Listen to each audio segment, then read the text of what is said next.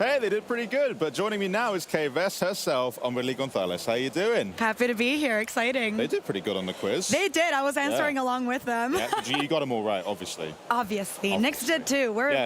He's got his drink. He's happy. He's so good. Yeah, he's perfect. Great. Now, I'm the sort of person that loves to know a Star Wars fan in particular. So before we get into talking how you're actually in the game, break down for me.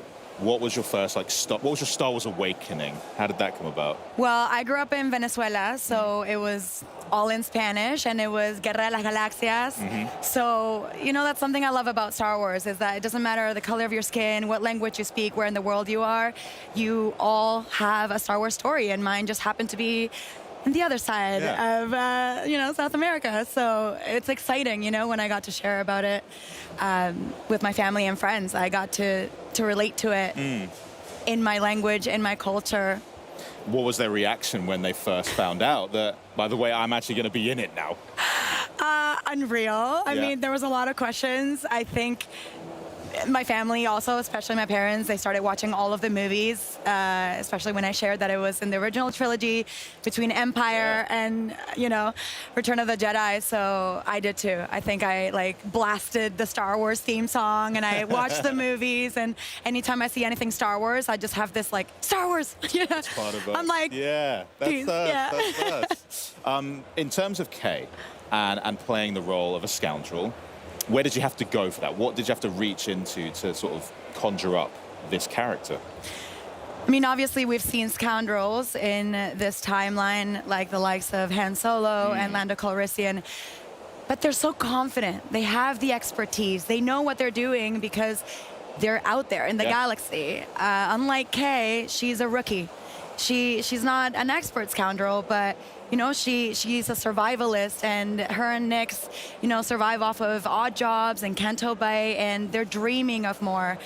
I love the attitude, you know, the charm, the witty banter, the swagger that they have. And, you know, those characters were obviously inspiration, but I got to try to bring my own heart to it. You know, Kay Vess has flaws. She's imperfect. She has a vulnerability that I feel I brought to the role even from the first tape that I sent in back in 2022, you know? So that's something, you know, it's a collaboration from the whole team. Well, the whole team's really important to it, because when you're playing through it and you even hear the banter between Kay and ND5, and you're like, God, I really am a Kay Vess. This is so relatable. Yeah, it's awesome. Yeah. What's it like working with a wider team then on building a new cast of characters to put into a franchise like Star Wars? Did you have to work together too much, or? Absolutely. I mean, when you walk into a franchise that's already established, I guess you understand so much of it, the tone, you know, just kind of the general vibe of what we're making. But because it's motion capture, you require so much aid in visualizing what the world is going to look like. I don't have the luxury of relying on sets and costumes and hair and makeup. I mean, we're in the mocap studio in these cat suits, wetsuits with these markers. We're in a volume surrounded by hundreds of infrared cameras that are capturing our every movement. It's a lot more intentional. You have to have this awareness of your body and your instrument.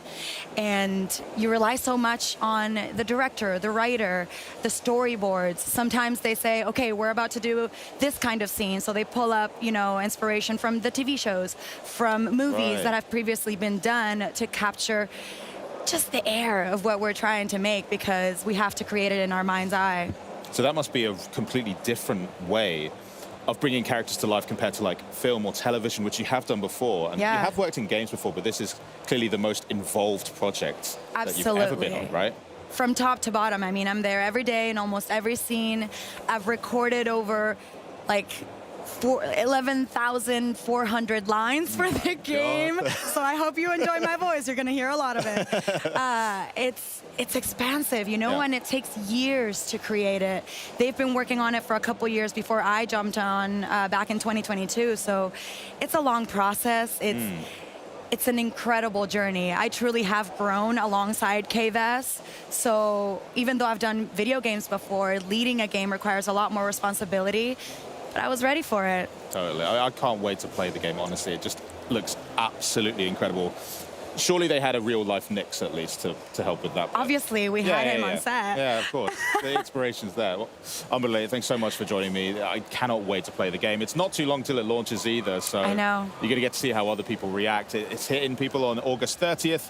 I'm going to get my Sabak face ready for it so that I'm good to go. Keep your cards close. Very close. You can use Nyx to cheat, but don't tell anyone. He's great for that, right? Well, I'll let you enjoy the rest of your Gamescom. Thanks Thank again. you. But coming up, we celebrate 20 years of World of Warcraft with the new War Within expansion. We're going to find out what fans can expect from the latest Elder Scrolls Online update. And next up, we're catching up with the team from 2 Point Studios on their latest title, 2 Points Museum. But first, the